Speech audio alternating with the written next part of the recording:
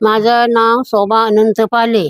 मी ह्या गावात लहानाची मोठी झाली. इथंच माझा जन्म झाला. इथं जवळच माझं गाव आहे शिर्केवाडी. इथं मी राहते. इथनं मला पालेवाडीत दिलेली आहे.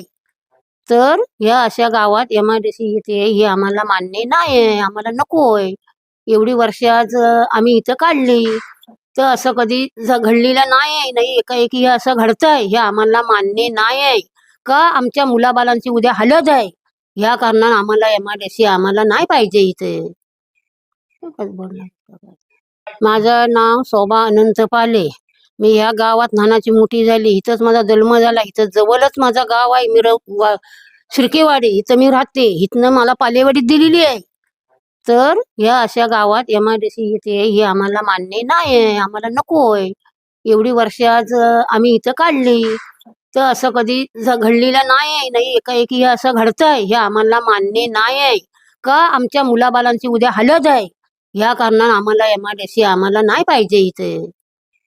एकच बोलणार.